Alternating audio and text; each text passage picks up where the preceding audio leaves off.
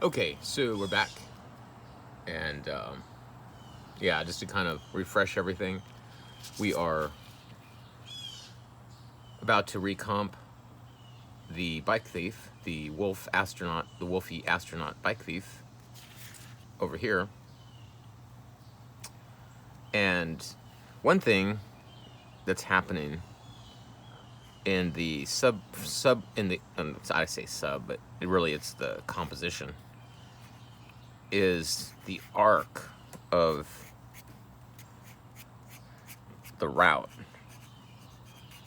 Because I was sort of picturing it kind of like going through like a central park, or, you know, a city park. Kind of a darkly lit, urban.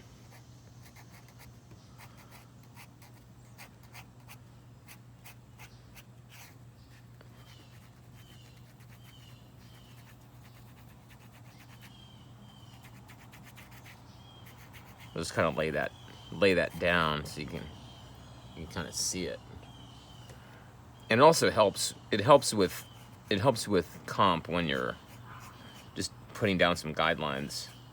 Not guidelines. You know, not like perspective guidelines, like a grid or something.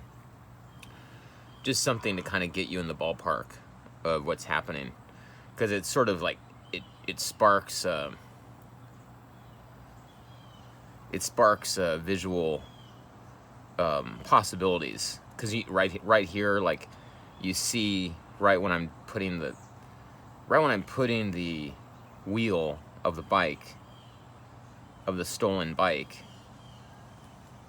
you see the overlap. And that's what I was talking about over here. You know, so visual tension.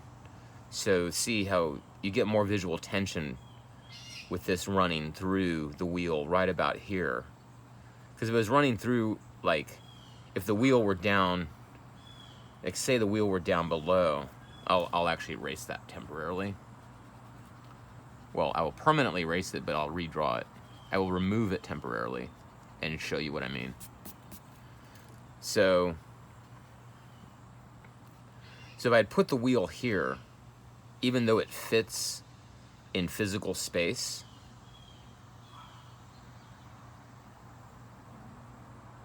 and it works, you know, you can say, oh yeah, that's fine. You know, you see how it has less visual tension because of how it's connecting to this line. It's sort of subservient to this line, where when you put it, so based on where you put it, and the little compositional things occur all the time in a composition. These little opportunities to emphasize tension, and you don't really notice them when you're laying them down. I mean, you don't notice them. You don't really notice them. That's their power, is that they're laid down so far ahead of time. Like, you see, this stage could easily be 10 degrees removed, 10 steps, 10 development stages away from the final product. You know, like if this ever does become a poster, or the day this becomes a poster you're holding in your hand, this stage could easily be 10 or more stages behind what you're holding in your hand. So every little moment there are little visual pops. There are little visual moments of tension that are happening from the comp of Red Pill's hair, of how he's standing on the radar dish, the space between the stem of the radar dish and the little cub's ear. You know, this little space where they're not overlapping. You know, he's standing out. You have all this negative. They're small. Each one, you look at each one, and it's a tiny, insignificant thing. But when they all come together in a composition, that's kind of what's making you like a picture. Is the sun is coming out. Is that all these little tensions are popping to your eyes? They're all. So what I'm gonna do. So I want to kind of define the tires. Um, and, you know, again, I don't know how much detail is ultimately going to go into this, into the final product. So what I want, what I'm trying to make for you is a really good comp, so you can see. You know, I don't want to cheat you. You know, I don't want not cheat you, but what's it called? Because cheat's not the right word. Cheat kind of implies that there has been a negotiation, there has been a meeting of minds. But when an established meeting of minds where both people are aware. Right now, this is just an offering. You know, this is just a so I'm freestyling this bike just from, you know, I don't have a bicycle in front of me anywhere. I'm trying to remember what bikes look like. Because it's so cool when you try to draw something without looking at it. It's like, well, how does that look? Oh, and it's a girl's bike because he's stealing. So girls, I've never understood that. Does anyone know why girls' bikes, you know, I always thought, well, it's because your balls. It's like, yeah, really? But they never have that stem. So he's stealing a girl's bike, which is also, I think, adds to the humor. Little bike thief. And so to establish the sub-element meaning the bike. Actually, I can make the seat lower because I saw all that space here, and one of the problems I saw is, see this space? So I have this space right here to put him in, and we have this foot of MoonLightRepair Bear. And so, fortunately, I didn't ink any of this in, but so I can still kind of move his legs around. But I want to make sure I have enough space. No pun intended.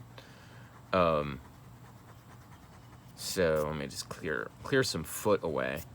And you can always drop things behind, but again, you want to leave those options open in the preliminary, because you want to have the choices of how to reconcile the tension. I'm gonna say tensors, the tensor,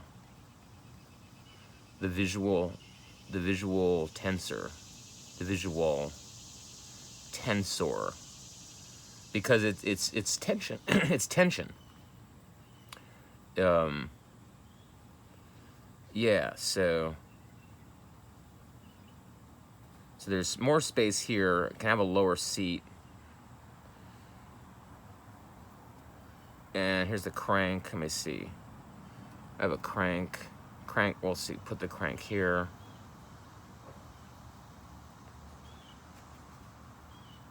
And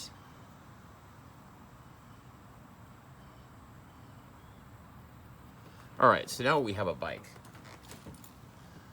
I'm gonna zoom in.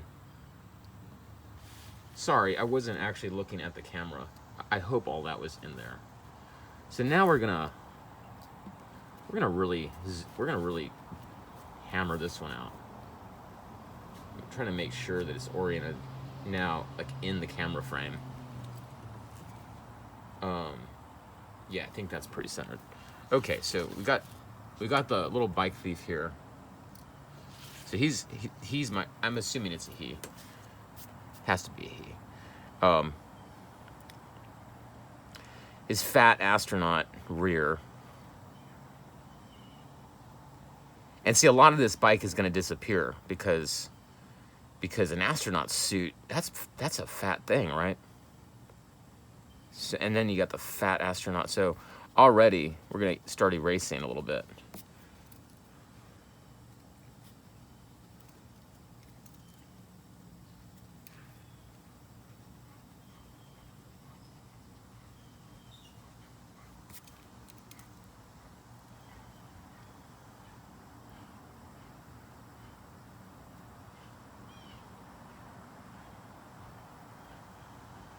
And a huge astronaut boots. Look at these boots. Those are huge moon boots.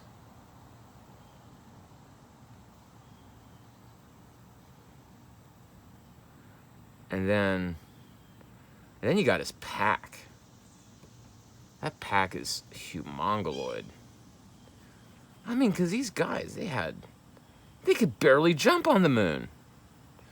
I don't even know what this like cylindrical object is, but I just figure no one really even remembers what a spacesuit is supposed to look like. So there's a lot of artistic freedom I think we get to enjoy in comping the Wolfstronaut. And we want a little hint of that handlebar because you got to see a handlebar, right? So no matter what happens in the visual, you got to see a bicycle handlebar. I like that little stem, you know, that little thing, but we'll see. His moon mitts, because they were really like mitts. Maybe we'll get to save a little tiny bit.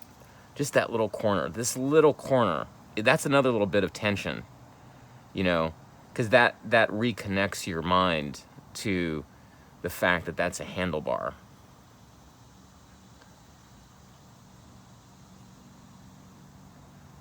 And then you got the moon mitt. And then it obviously has its little seal and all that.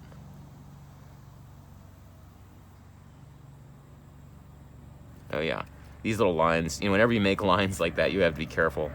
Like, where are the overlaps? What direction do the overlaps go in? And you know, it's a cartoon. I always have to remember that whenever I'm going from a fine art. It's all fine art to me. It's all fine art. But when you go from like, it's a fine art painting to a cartoon, it's like, okay, you know, it's like, the mind is so suggestible. People will get it. My perfectionist mind is like, no, I have to like do every, I have to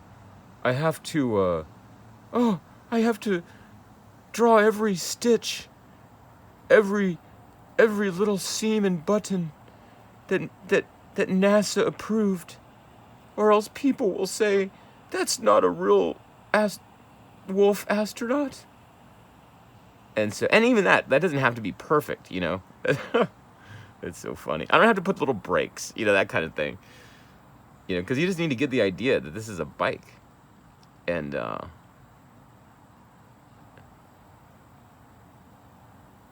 so now we can tighten up these lines a little bit. And see, this is the whole reason. This is the whole reason why the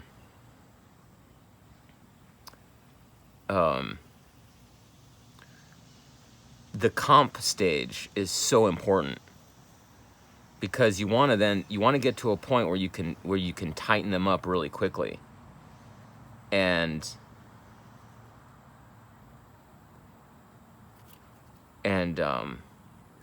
you don't ever want to tighten a line that you haven't vetted.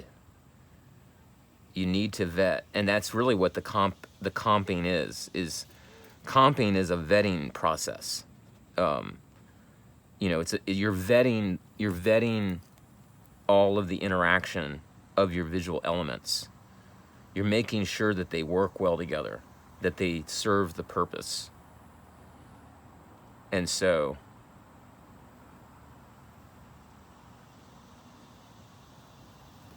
here we go. Now we're getting into some, now we can see a bike, you know. And that's so important, because now, so when people see the bike, the wheels, right? You know, the wheels, the roundness. I love that. I love that in composition. To me, that's something about composition that reminds me of music, is when you really see it. It's like even the arc, right? The arc is a large circle. The moon is a circle. The celestial sphere is a circle. Is a wheel, you know, kind of thing. And the crank is a wheel. And fortunately, this foot's down here, so the other foot doesn't even really, I mean, you could even get away with not even hinting at it. You know, because it's up here somewhere. You know, it's behind his other knee. You know, if you're a bicyclist, you see that. Like if your foot's down here, the other one is hidden really. You know, it's like up here. There. In the entire composition, there it is. So that comp is pretty much done.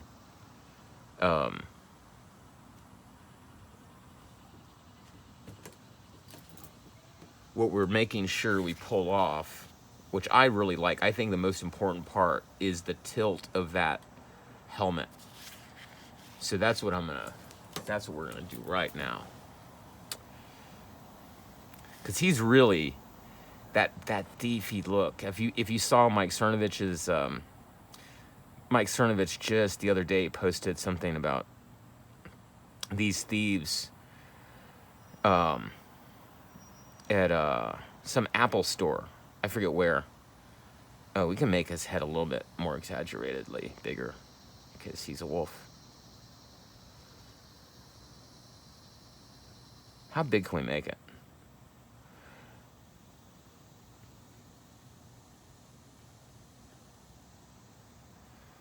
That's pretty good. Okay, so let me show you something I'm doing right now. I don't know. I've never made this before, right? So let's look at this one. Kind of standing up so I can see it. So let's look at that one. You see the proportion of the circle there? And then you see the circle here. Okay. They're a little bit different. I mean, they're quite a bit different. But this does two things. Psychologically, let me zoom out just a little bit. Psychologically, big heads, a bigger head, bigger cranial ratio to body indicates, goes towards innocent, you know, right? Because babies have big heads compared to their body. Where so it's a little bit more appropriate. It's like, oh, give him a little tiny, you know, devilish head, a less innocent head size. This one makes it kind of brings it back around. It's kind of like a child, you know, children's thing in my mind. It's like, makes it more kiddie, but it also makes it more astronauty.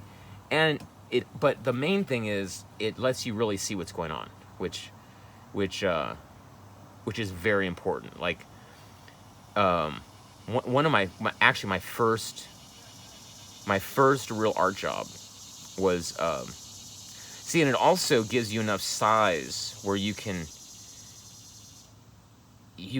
okay, so notice what's happening here. So I want to, because a lot of times a lot of times when we're artists or you're making art, you do things that you don't even capture.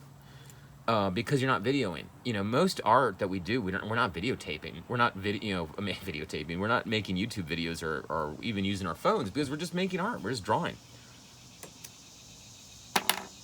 So, a really cool thing, mentally we know that this is a visor, right? But psychologically, look at this. This is really cool. The dome, the visor, where the visor meets the actual dome can be exploited artistically to look sinister, to look angry. So I might just play on that with a little subtle, deliberately ungeometric. So I'm actually making it kind of cocked up like an eyebrow. And now I'll finish the arc.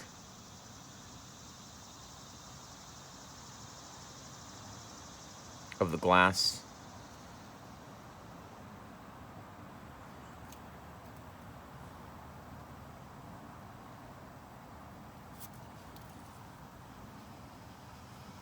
to zoom in a little bit.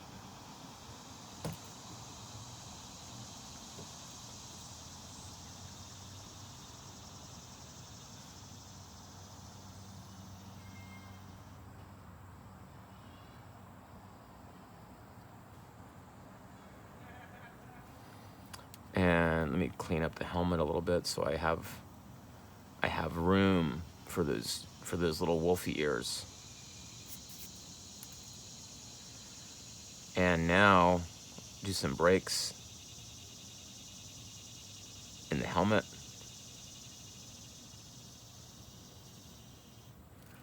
Which I just think that's funny. I really just think that a wolf found an astronaut suit and put it on and was like, what size do you have? And NASA was like, well, we have a size, we have a size 26. And the wolf was like, do you have anything bigger? And NASA was like, no, this is all our props department had. And then the wolf is like, okay, fine, I'll take it. Knowing that he was going to have to do something to make this helmet work for him. And what he did was, and you have to make a little bit of depth, or else it just looks like an unfinished drawing. You have to do a little bit of depth where you can get away with it. So there's just the impression that this is an actual object that was cracked open.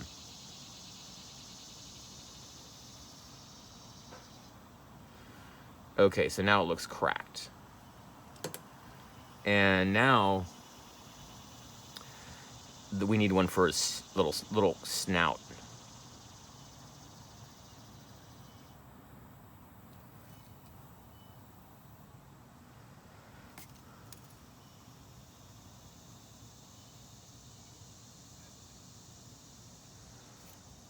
And we got a snout. We might lose the little handlebar thing because of the snout. See what I'm talking about?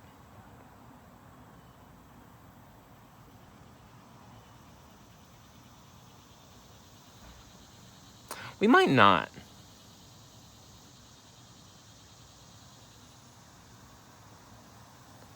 Oh yeah, remember in Little Red Riding Hood where she's like, what big teeth you have? And there are his teeth. And you have to look really kind of closely because of how it's all fitting. Okay, see, and so the other one, you see, okay, you're getting it. I don't want to get too much into all this, but I just want to kind of highlight those things that you can kind of see when it's developing. And then you got the tint.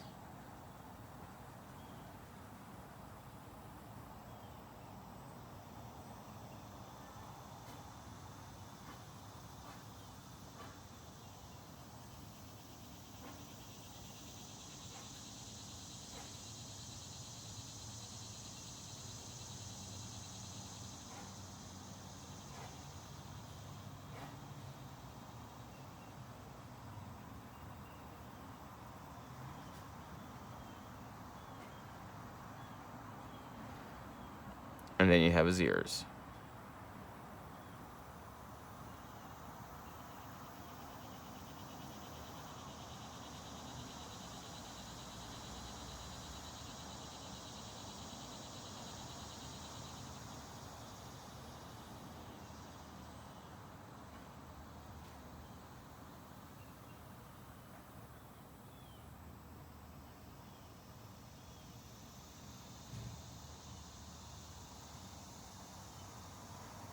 The absolute pitch black of the inside of the helmet.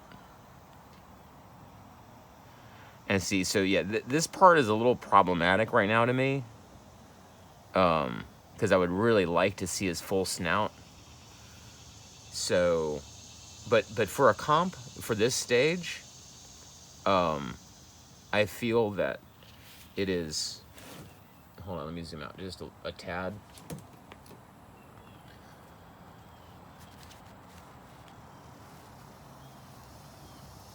I think it's superior. I think it shows that this, you know, we really see what this guy can look like. We really see. Now let's kind of zoom, kind of take in the whole scene with the morning sun, the morning light. I don't know. Yeah, call it the morning light. So that was the very first stage. That was the first comp. Get the second comp where you got more, you know, more details going on. Characters a little bit better defined. And yeah. So I would like to have trees. I've really been debating compositionally as to what to have Moonlight Repair Bear standing on. As you see in this first one, he's on a ladder. This one, I just kind of left it open because I wanted to kind of I knew I needed to get these things done. And so, oh yeah, he needs some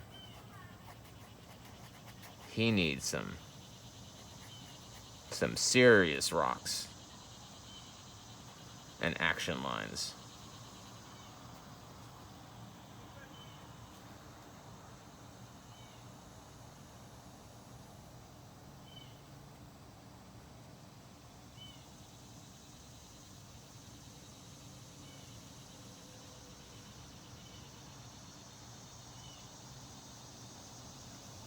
Okay, that's it for right now. You all have a great morning or a great time of day, whatever it is for you. Right now it's morning where I'm at, and I'm gonna try to get this to Owen today. All right. See you, everybody.